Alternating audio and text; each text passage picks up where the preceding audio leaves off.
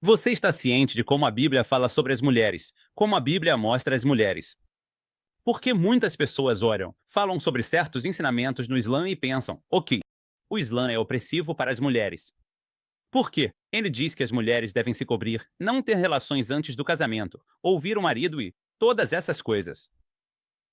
Como a Bíblia, que é a crença do povo no Ocidente, pode atacar o Islã por essas coisas? Ok, enquanto a Bíblia em que você acredita, o que ela ensina? Você sabe o que a Bíblia ensina sobre as mulheres? Bom, você dizem que Eva foi criada da costela de Adão. Então, a mulher é um subproduto do homem. E isso é o máximo que eu sei. Ok. Então, o que eu vou fazer agora é que eu não vou te dar a minha opinião, certo? Eu vou ler para você uma passagem da Escritura. E então, depois de ler a Escritura, você pode ver o que a Escritura, a própria Bíblia, ensina sobre as mulheres. E agora vamos falar sobre o Islã. Por que estamos falando sobre as mulheres no Islã? Eu vou comparar a ideia. Agora, por exemplo, se você for à Bíblia, você abre primeiro Timóteo, capítulo 2, e você lê a partir do versículo 11 em diante. Por exemplo, diz que uma mulher deve aprender em silêncio e com total submissão. Uma mulher deve ser quieta e ela deve aprender, ela deve ser submissa. Eu não permito que uma mulher ensine ou assuma autoridade sobre um homem. Ela deve ser quieta. A propósito, não existe nada disso no Alcorão. Não tem nada tão explícito assim no Alcorão. Mas eu estou lendo a Bíblia porque eu não quero que alguém pense que estou lendo outra escritura, certo? E eu dei a referência para Adão foi formado primeiro, depois Eva, e Adão não foi quem foi enganado.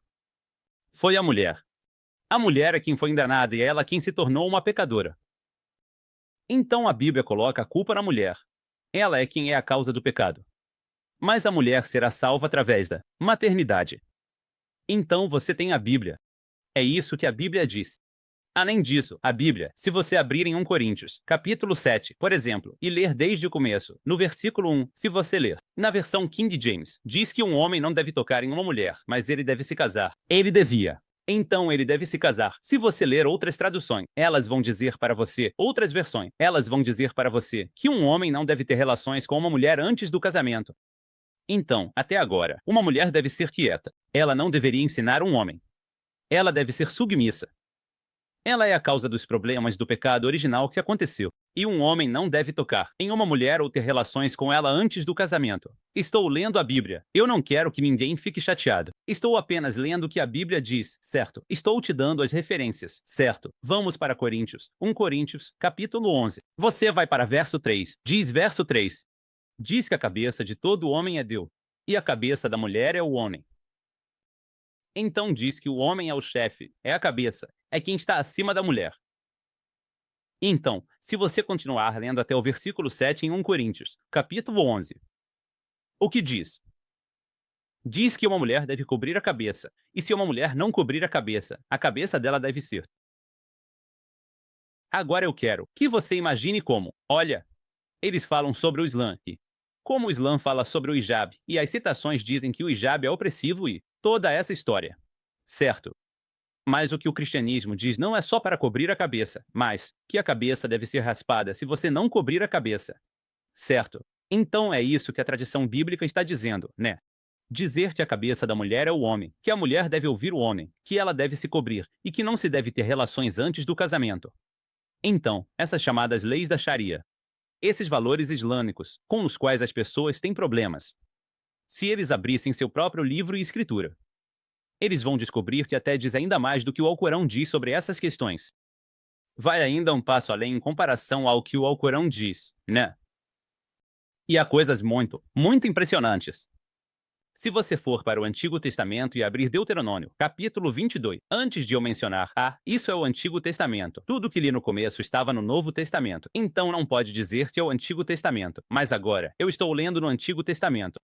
Paulo diz em 2 Timóteo 3 horas e 16, ele diz que as escrituras são divinas. E toda escritura é útil para ensinar e aprender. Você não pode pegar uma parte da escritura e deixar a outra de lado.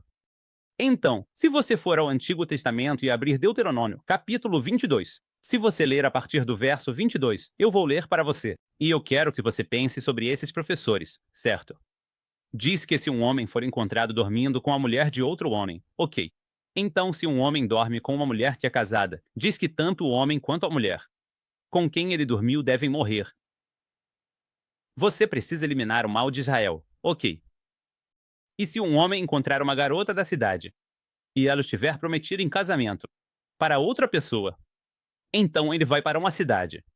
Tem uma mulher que está prometida em casamento para outra pessoa, então ele dorme com ela. Você deve levar ambos até a porta da cidade, então deve apedrejá-los até a morte. Porque a jovem estava na cidade e não gritou por ajuda, então ela também deve ser morta. Então o próximo verso diz que, se for no campo, não na cidade, e um homem encontra uma mulher que está prometida em casamento para outra pessoa, então nele há força. Apenas o homem deve morrer porque isso aconteceu fora da cidade e ela não teve a chance de gritar por ajuda. E então diz: se um homem encontrar uma virgem no verso 28, e ela não estiver prometida em casamento, quem não está prometida? Ele simplesmente encontra uma virgem e então a estupra, e eles são descobertos. Ele deve pagar ao pai dela 50 shequels de prata, e ele deve se casar com a jovem mulher, pois ele a violou. E ele nunca pode se divorciar enquanto viver. Agora diz: se um homem estupra uma virgem, paga ao pai dela 50 shekel, e, como punição ao homem, a menina é obrigada a ficar com ele, com seus estupros.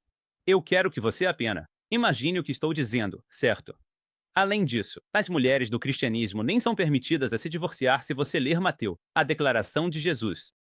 Uma mulher não pode se divorciar. E um homem só pode se divorciar se ela cometer adultério.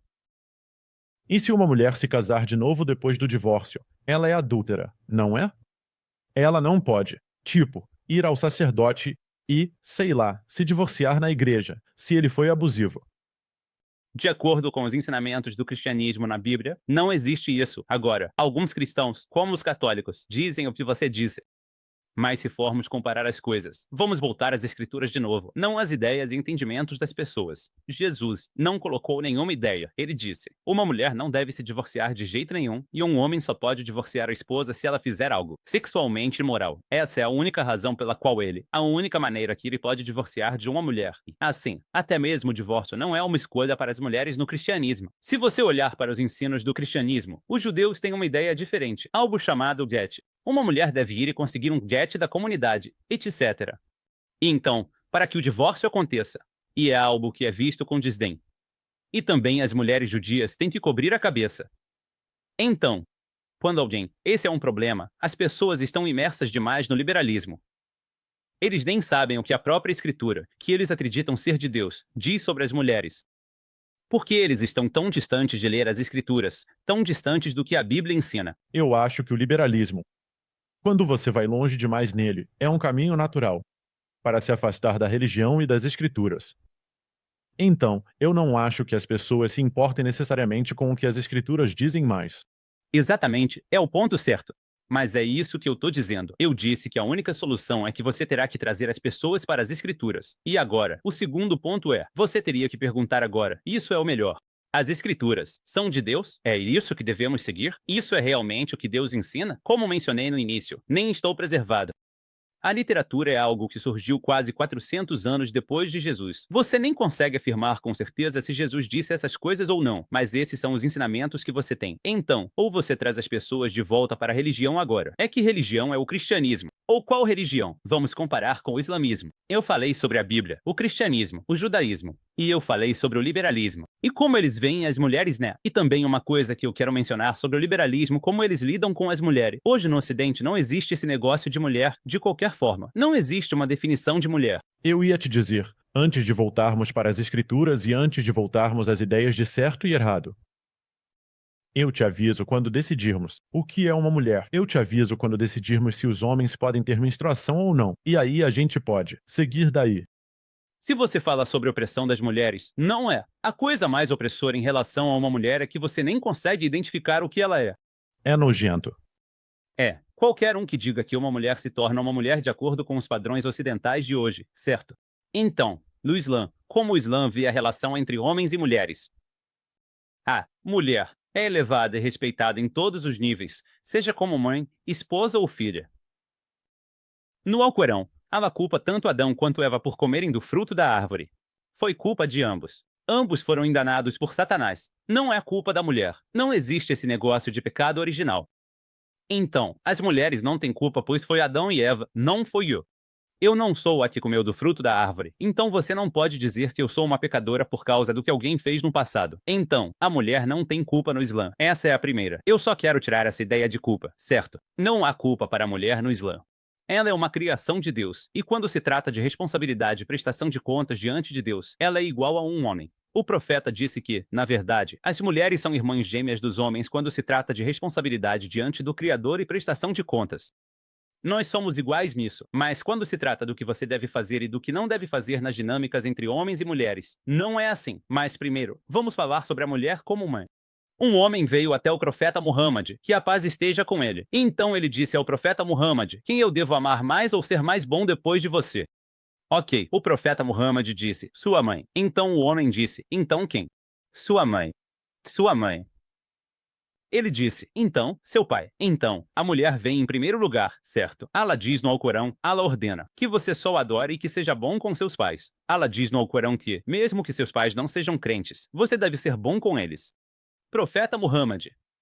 Em uma tradição, ele disse que se você é bom com sua mãe, é como se o paraíso estivesse debaixo dos pés dela. Mas você ser bom com ela é um caminho para você ir para o paraíso. Então, essa é a mulher como mãe. Ela fica com as crianças no começo. Se houver um divórcio entre um homem e uma mulher no Islã, a mulher fica com as crianças nas fases iniciais, quando eles são pequenos, quando eles mais precisam da mãe, né? Até que eles cheguem a uma idade em que conseguem diferenciar as coisas, e então podem escolher com quem querem ficar. Mas se uma mulher se casasse com outra pessoa, então o homem fica com a criança, porque agora ela está com outro homem, certo? Olha, são ensinamentos muito lógicos, muito fundamentais, que têm a ver com tudo que se faz na sociedade. O Ocidente está perdido, não há orientação do que fazer. Em certas situações, mas o Islã te dá uma orientação holística. Então, a mulher como mãe, ela tem o direito de ficar com a criança se houver divórcio, quando ele é pequeno, para cuidar dele, amamentá-lo e tudo mais, porque a criança precisa mais da mãe nessa idade. E quanto à esposa, Allah diz explicitamente no Alcorão, no capítulo 4, verso 19, e trate-as de forma justa e boa em tudo. Você tem que tratá-las bem. O profeta Muhammad disse: os melhores são os melhores com suas esposas. Os melhores homens entre vocês são aqueles que são melhores com suas esposas. Esse é o tratamento que você deve dar à sua esposa. No Islã, Allah te dá a responsabilidade na relação como homem. Você é o líder na relação. Você provê para a mulher. Você cuida da mulher e a protege. E em troca de valor, a mulher faz seu papel, que é cuidar das crianças. Então, ser um lar para o homem, ser um abrigo pacífico para o homem. E se você olhar, se você observar os estudos, as mulheres encontram felicidade nos filhos. Sim, as mulheres encontram felicidade nisso, e os homens também. Então, o Islã dá os comandos exatos sobre quem deve fazer o que e quando devem fazer. Como filha, o profeta Muhammad disse: se você cuidar da sua filha e for bom com ela, ela será um véu para você, do fogo do inferno na vida após a morte. Ela será uma proteção para você de entrar no fogo do inferno. Então, quando se trata de mulheres, o Islã trata as mulheres de forma injusta em todos os níveis, mas também dá a elas comandos. Certo, a mulher tem que se cobrir, não para o homem. Ela se cobre porque é um comando de Deus. Já mencionamos o estudo do Pew Research, que estipula isso. Os homens olham primeiro para a atração física. Faz total sentido a mulher se cobrir. Por que você tem tantos problemas ao olhar para mulheres que não estão devidamente cobertas? Primeiro, você tem essa ideia de testosterona e um homem sendo sexualmente ativo, etc. Quanto mais você vê uma mulher vestida dessa forma, de uma maneira sexualmente imoral, menos você se sente atraído por isso. É por isso que a pornografia afeta os homens quando se trata dessas ideias. Então, quanto mais você olha para essa mulher, menos isso acontece. Em segundo lugar, você compara sua esposa. Você sai de casa, compara sua esposa com todo mundo e acaba se sentindo miserável com o que tem em casa. Você não se sente mais sexualmente atraído pelo que tem em casa. Porque todo dia você vê essa imagem de algo mais bonito, mais jovem. E é por isso que acontece tanta traição no Ocidente. Então, há grandes efeitos dessa ideia. Apenas uma mulher estando nas ruas e olhando, especificamente, há grandes efeitos que podem afetar tanto o homem quanto a mulher. Não é tão simples assim, tipo, é só por causa de Allah que as mulheres se cobrem. Há muita sabedoria que podemos ver por trás disso, né? Então, Allah diz à mulher que ela se cubra. E Allah diz ao homem que ele não deve ter relações sexuais com alguém antes do casamento. Isso tem que ser apenas no vínculo do casamento. E ambos serão virgens porque os dois só têm relações sexuais dentro do vínculo do casamento. Vocês vão se encontrar, eles vão conversar entre si. E o pai é muito essencial no papel do casamento, especialmente quando a menina é virgem. Porque o pai é quem vai avaliar o homem.